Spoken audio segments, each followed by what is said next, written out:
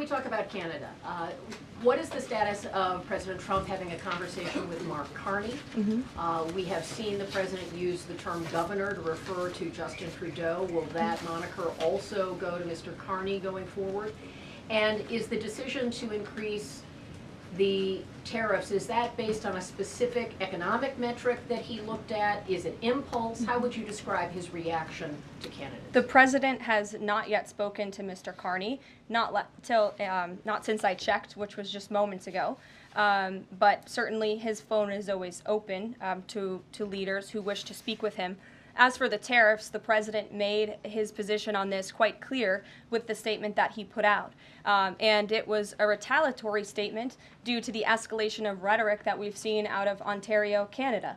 The president saw the premier, Doug Ford, make an egregious and insulting comment threatening to shut down electricity for the American people, for hardworking American families. He made that threat. The president saw that and has an obligation and a responsibility to respond accordingly and represent the interests of the American people. So he has made the decision to add a 25% tariff. So now steel and aluminum tariffs will come into effect tomorrow at the rate of 50%.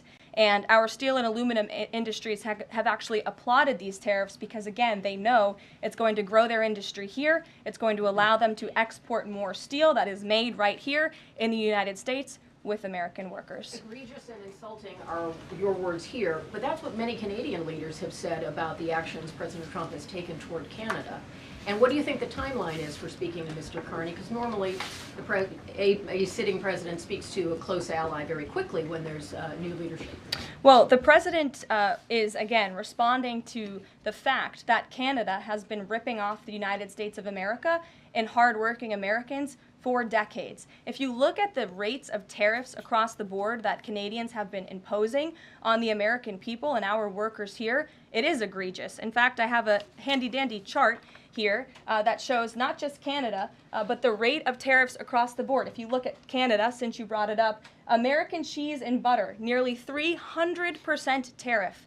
You look at India, 150% tariff on American alcohol. You think that's helping Kentucky bourbon be exported into India? I don't think so. 100% tariff on agricultural products from India. Look at Japan, tariffing rice, 700%. President Trump believes in reciprocity, and it is about dang time that we have a president who actually looks out for the interests of American businesses and workers. And all he's asking for at the end of the day are fair and balanced trade practices, and unfortunately, Canada has not been treating us very fairly at all over the past several decades.